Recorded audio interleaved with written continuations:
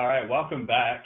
I'm on the line with Jonathan Lautermilch. If I say his name wrong, it's because I'm an Australian, he's American, and I always get my pronunciations all over the show. Jonathan is the creator of Think Yourself to Health, which is a health and fitness business. He helps people from across the world to improve their health and fitness. Jonathan had his own transformation of being really shy and unconfident through school to not really believing in himself to not really looking after his health in the way that he should. And I think a lot of us can relate to that. We've all had a time in our lives when we haven't really looking after ourselves in the way that we perhaps should have or could have. And so Jonathan came to a point in his life where he needed to really look after himself, but he realized that the mind plays such a big part in that, whether it be actually getting past the fear of getting started, whether it be getting past the limiting decisions or that self-talk, that self-talk about can you do this, or is it possible, or do you deserve this, and these types of things, along with actually not only getting started, but doing the right things to produce the right result in the least amount of time. And Jonathan's been able to transform his health. He's been able to transform his body, and he's really been able to improve many areas of his life as a result of improving his health and fitness. And alongside that, over the years, after he improved his health and fitness, he's gone on to work with many different companies in the health and fitness field. He's been managing multiple personal trainers at once and coaching fitness teams so that they can help and reach more people and do the best they can as coaches. So he's been coaching the coaches, and he also works now, of course, with business owners as well, health and fitness business owners, to help them take their business to the next level so they can reach more people and make more of a difference. And he's also helping people from across the world, like I shared, with their own health and fitness, helping people to transform their health. So I'm pretty sure he's still on the line. His little icon's dropped off, but I'm just going to start off with welcoming Jonathan onto the call. And so Jonathan, I just want to welcome you onto the call. And actually, I think he's just logging back in now. And so I just want to welcome Jonathan onto the call. But what we're going to do is we're going to start off with, as he's logging back in now, we're going to start off with asking Jonathan kind of where he started off, because all of us, are at different stages of our lives. We're at different points now. We may have not have exercised in a while. Maybe you started the 30-day program, and you started the program because maybe you haven't been exercising at all for quite a while. Maybe you want to really transform your health. And perhaps you think that starting on the 30-day program is really going to help you with that. So absolutely it will, because everything starts from within. I noticed Jonathan's just logged. Hey, we good, Nick? Yeah, we're real good. I just finished introing you, and I just finished talking my own ear off, which has been awesome because I love the sound of my own voice. It's great. Well, you're good at it, brother. You're really good at it. Sorry about that. I guess I don't know what happened, man. I guess I phased out for a second. No worries at all. See, this is proof, guys, for you guys listening, that the experts sometimes have technology. Oh yeah, well, especially since we're all the way across the world from each other, so I can't express how many times this has happened, just having to work with it. That's right. So, Jonathan, I've just finished sharing with the members what what your background is, what you're doing in the moment. Of course, you can fill them in on more details, but let's rewind all the way back and let's go back to what your life was like before you kind of started. I guess before you transform your health, as far back as you want to go, to paint people a picture, to have them grasp it easily, what your life was before you took care of your health in the way that you do now. No, absolutely, Nick. It's funny you asked that For me, it really started really about I want to say like 13 years ago. And just give you to kind of paint the picture for you. I'll be turning 29 here in a couple of months, and it was about when I was 16 years old is when I finally took my first plunge in actually taking in fitness not just as a hobby but as a lifestyle. And I was actually very much against it for a long time, and really just me being uncomfortable and stepping outside my comfort zone to be able to do something that I didn't really think was possible for me. And just to kind of let you guys know my body type, I was extremely skinny, tall, lanky, awkward. I was that guy. I'm always make the comparison with my clients that I was pretty much Jack the Pumpkin King from Nightmare Before Christmas in the type and the way that I looked.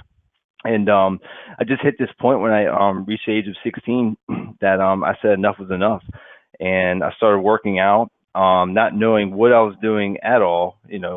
Anywhere from exercise portions to the nutritional side of things. I just really just went in there and was an open book. Willing to learn from anyone that was willing to teach me, anyone that had any extra pointers or guidance in any capacity. And through a lot of struggle of working through that, when I finally started seeing results and I finally looked in the mirror and I was like, well, that muscle wasn't there before. It just really had that mental shift for me to really show that, it's possible. It's possible that I can be in the shape that I want to be in and feel the way that I want to feel about myself. So that really catapulted my curiosity and interest in terms of what health and fitness can do for people, not just for the physical result. That's great, obviously, but really what it did for me mentally, giving me confidence and giving me a whole new outlook of work ethic. And I've been able to translate that to the rest of my life. So that really led me to really follow down the path of what I wanted to do for the rest of my life, which has really helped people through health and fitness. So I went to school, got a 4-year degree in sports medicine, decided not to go the physical therapy route, but more of the health and fitness, working out, exercise, programming, nutrition programming, the whole 9 yards with everything. And after several years of bouncing around between different clubs, anywhere from being a fitness trainer all the way to a fitness manager of a couple different chains, here I am with my own business that I've started about a year and a half ago, really educating other people of how they can do the same thing with their own lives, using the amazing gift that we have of technology right now, despite the setback that we had earlier this call. Yeah, for sure. Great technology, the online technology and websites, all this great stuff. Take us back to so you've obviously you've achieved a lot already, and what I'm interested in, just take us back to when you were 16, just before you started the gym. What sort of thoughts were going through your head about? You mentioned that you were kind of awkward and uncomfortable. What sort of thoughts were going through your head at the time about, you said that before that time you've been opposed to the fitness kind of gym thing. So what was going through your head at the time? Yeah, well, what was really going through my head, Nick, was, at the time being, 16 years old, I was just like any other typical male at 16. I wanted to look a certain way so I could attract a female into my life. I think that's the theme of why a lot of young men start to exercise, or even women, is just to feel good and to feel appreciated and to feel desired. And my hesitation with it was I was always very annoyed with how these other kids my age that played football or other sports that were, working out all the time, and they might be 15, but they're built like they're 25, and I just had this like internal compulsion against that. And what I realize now, not then, was I was really me being frustrated with my limiting beliefs and being frustrated with not being who I wanted to be and what I wanted to look like and to get the result that they were getting. That was my first reaction to seeing that. And then the next point was finally reaching where I just got sick and tired of being sick and tired. I got tired of feeling the way that I felt about my body, about the way that I felt like I was being perceived by other people, my peers, my family, things like that. And I finally just decided just to take action, even when I didn't know what I was doing or had any clue. My best guidance was a muscle magazine telling me to work out of the week. And then listening to the bodybuilder that happened to be there or whoever it was at that time. But it was really me overcoming myself and my fears of working towards something that I wanted, and then actually giving myself permission to have the body, that I would see celebrities have. And I like to look back of what really connected you and me at the first place, Nick, was when you put that post out there about how you wanted to have the Brad Pitt Fight Club body. That is exactly why I started working out, in terms of like a goal, in terms of what I wanted to work towards and achieve, was to have that lean physique, not super bulky, not super bodybuilder-ish to say, but just be really lean and athletic and to feel strong and confident. Just like the character Brad Pitt portrayed in that movie Fight Club. So really, I guess that would kind of sum up my mentality of where I was at 16 and what got me in the door and got me moving to the point where I actually started seeing somewhat of a result, which propelled me to continue to keep working out, to the point where, I actually ended up putting about, I was about 145 then. By the time I hit my peak in terms of adding muscle, it was about 205 pounds. And that took me about 4 or 5 years to do so. But if I hadn't have started, when I was then and got that first initial result and really just pushed long enough, I wouldn't be where I'm at today. Mm. Mm. And you really push yourself out of your comfort zone. So you saw that there were these guys around you that were 15, going on 25 in terms of the way they look, these football players, and there was your own kind of limiting beliefs that you managed to break through. And so just recognizing where you're taking that step out of your comfort zone and getting through your limiting beliefs was what allowed you to get started. So now you put on a lot of muscle mass, and you probably, obviously that you've transformed the way your body looks and feels. And your strength is probably, a whole another world different to what you were at when you were 16. And so when you first kind of started the gym, you got started, and you said that you had some teachers and that there was a bit of a struggle. What sort of went on for you in those first kind of that first time period in the gym there? Well, the very beginning was for number one, just being immensely sore all the time, like to the point where I couldn't even bend my arms because I've never worked my muscles in such a way before. And looking back, all I did when I started off, I only used like 4 different machines. It was a bicep curl, a lateral shoulder raise, and a pectoral fly and an ab machine, because those are all the muscles I was concerned about. But even doing those over and over and over again, I was so sore in the beginning that my motivation to keep going was so low because I wasn't seeing a change and I was putting myself through pain. And the natural reaction for anyone that's going through something like that is to quit. Why would you keep going? You're not getting the result you want. You're in pain. What's your motivation? And when I hit this threshold of doing this for several weeks,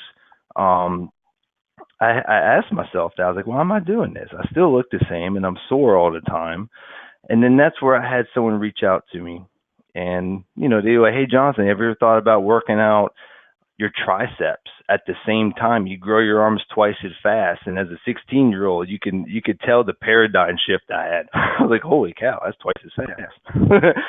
So I started implementing some of these things that, one of the guys at the gym was telling me. And after 3 or 4 more weeks, I actually started to see physical results, which the reason I bring up someone reached out to me, I didn't go up to people willingly. I was already intimidated because, here I am in what I call manland with all the really big guys, and they're curling 40, 50, 60-pound dumbbells, and I'm curling 10 or 15s and struggling.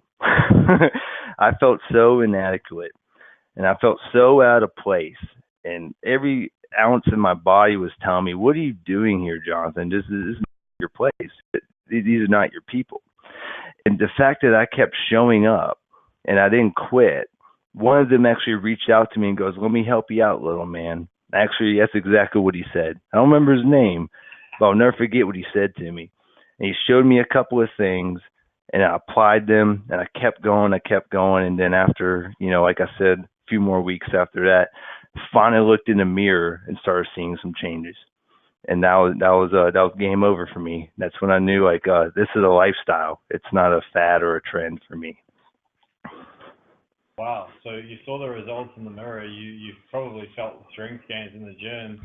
The guy came to you and said, "Let me help you out," little man, and and then that was game over for you. So tell me, you saw the results in the mirror.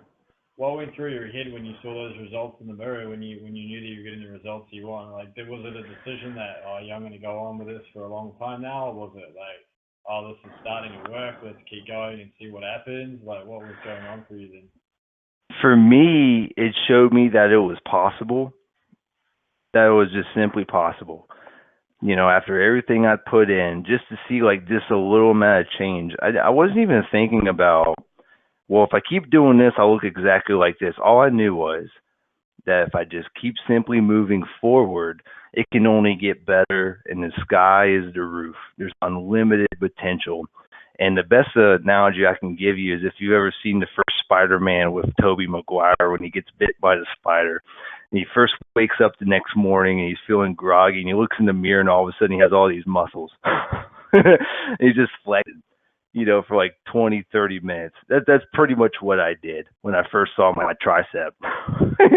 And that was enough for me, man, just to go like, wow, it is just simply possible. I finally saw the payoff of the work I've been putting in. Imagine if I keep moving forward. And then from there, my workouts went from 3 times to 4 times a week, all the way up to 5 and 6 times a week. And I just started learning how to work smarter and not harder, so it wouldn't take me 2-3 months just to get that. How do I get there faster and how do I do it more efficiently? So I started really learning and applying things from people that were actually taking me underneath their wing at the time. Yeah, so the benefit of having a coach or someone that you're working with that's already achieved the results or knows how to achieve the results that you're looking for is absolutely paramount. It definitely will improve your results tenfold. Oh, absolutely. Absolutely, Nick. All right, good.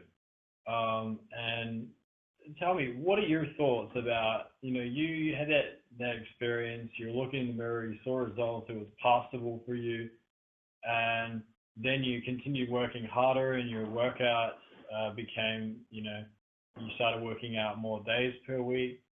What is the difference, in your opinion, between the way that you were thinking then about your results and what you were doing to continue getting results versus those people who are probably, there's some, I know you guys are listening now, those people who maybe, maybe if it's a woman, then she's possibly focused on weight loss because that seems to be a buzzword. I know that all of us tend to focus on weight. Sometimes we focus on body composition and use calipers, or we use the measuring tape and get, a few measuring points, or we focus on other things other than weight.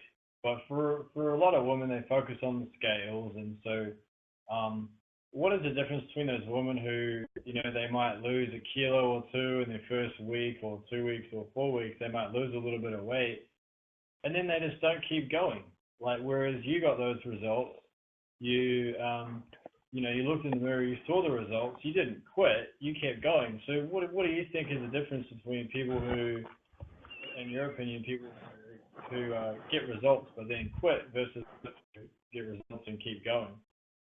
Well, I think the number one thing that makes the difference between the short-term win versus the long-term win is purpose. The reason I was working out wasn't for me necessarily.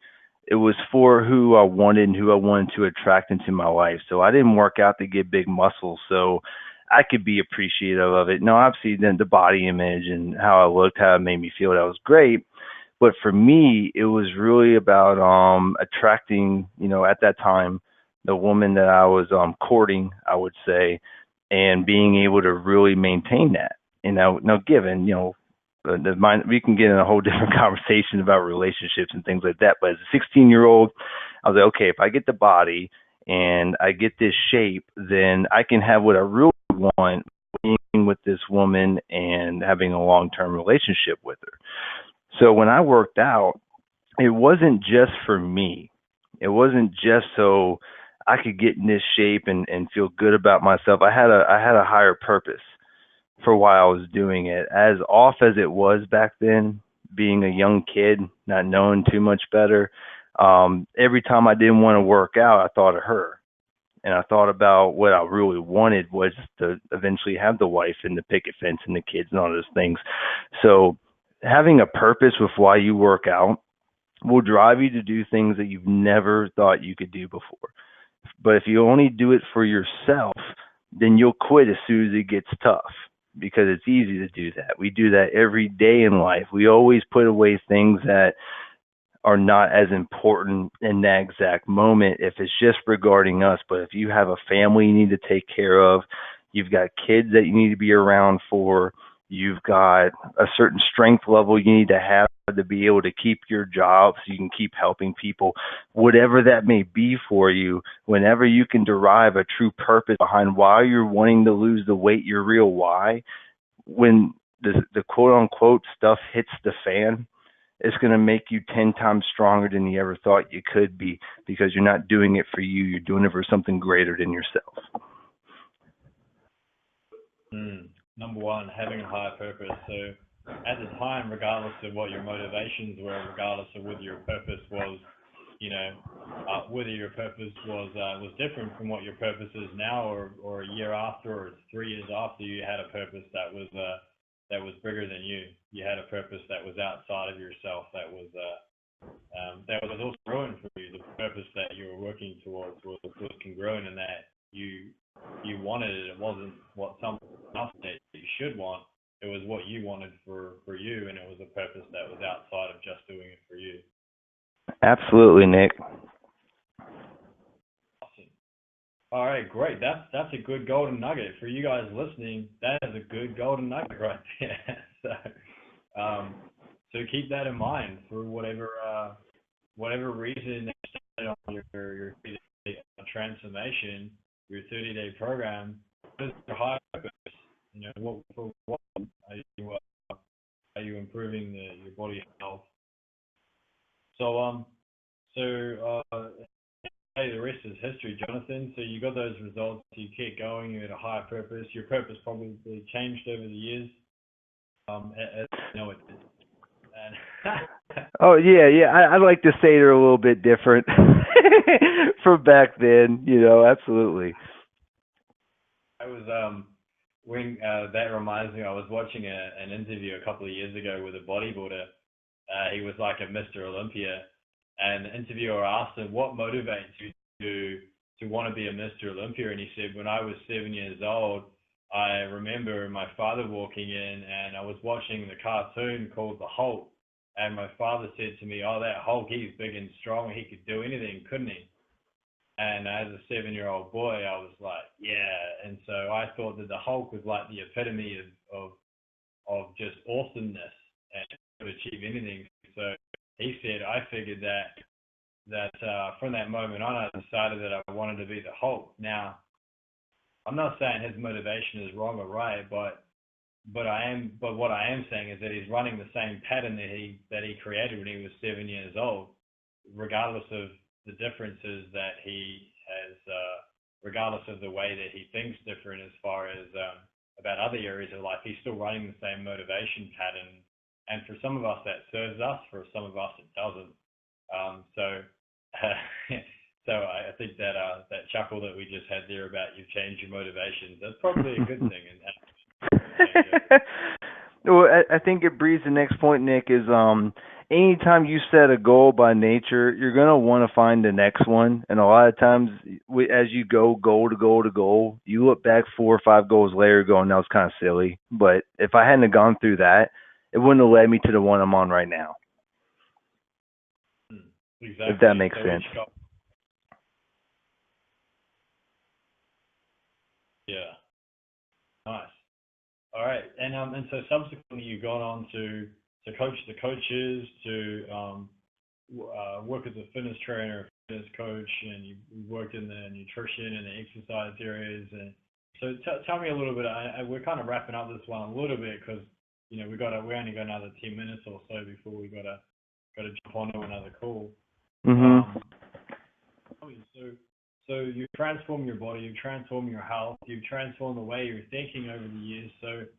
Um, so over the years, you've learned a whole lot. So what are some of the key things that you've learned, and what are you up to now as far as you doing what you do? Well, the key things I've learned is really how every wrong way to do it. So essentially, I can show you the shortcuts. And the three simplest steps that I've learned to get any type of fitness result after doing this is the three factors of fitness.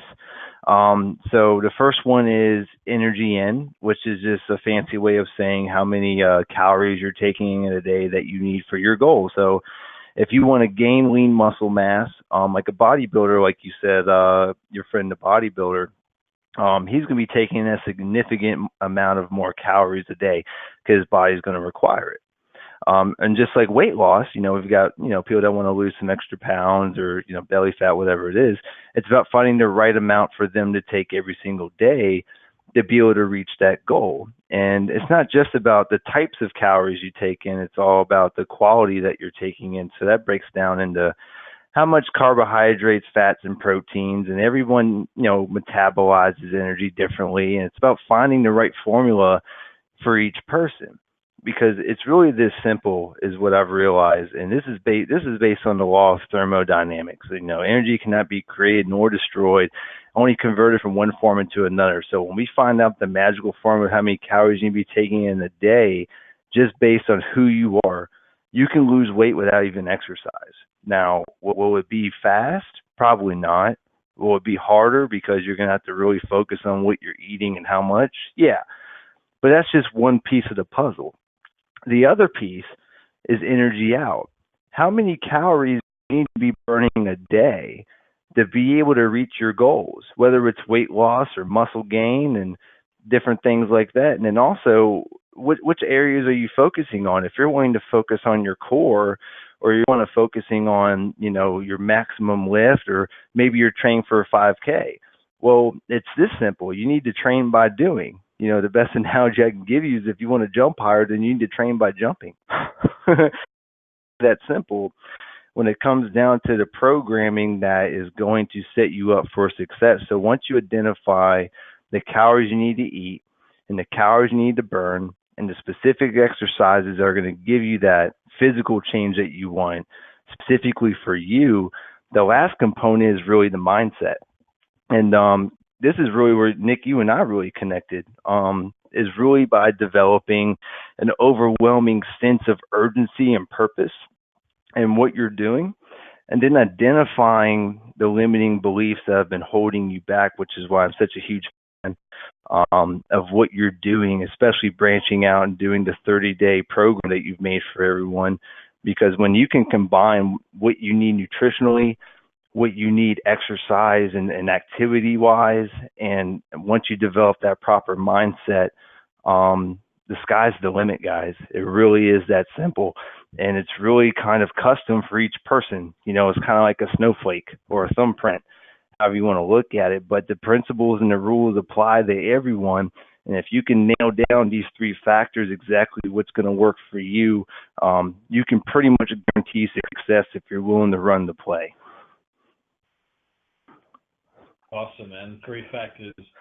That's great. So for you guys listening, keep in mind those three factors that Jonathan has discovered and applied, not only in his own life through his own fitness, but also to the lives of many people who he's working with. So the three factors are, again, and these are key, write them down. one is energy in, so how many calories you need to be taking in daily, and having a formula based on how many protein, carbs, fats you need to be taking in, and then energy out, so the specific type of exercise, the amount of exercise, these type of things, the energy you need to be burning daily, and then your mindset, so having a sense of urgency and purpose, and then identifying the limiting beliefs that are holding you back from creating the results you want. So awesome. So that's some really cool keys right there, Jonathan. And so how about now, in wrapping up for the last 5 minutes, few minutes, what are you up to now with your health and fitness business? What are you offering, and where can people find out more information? Where can they get hold of you? Oh, absolutely, man. Well, my personal coaching business that I run, as well as a few other trainers I have on my team, is thinkyourself2health.com. You can check out my blog, all my packages, some of the other team members I have, different things like that. The other program I have, which is a monthly program, is waistlinecrusher.com that we're actually going to be launching here in probably in about 2 weeks. But you can go ahead and check out the site, see what the fuss is all about. And I would say the best ways to reach me is via Facebook, Jonathan Lautermilch. Or the other way you can reach me is actually scheduling a time to get on a call with me, which, I'm more than willing to jump on the call and answer any questions and kind of dig a little bit deeper in terms of how the 3 factors can work for you, which is www.talkwithjonathan, that's JONATHAN.com.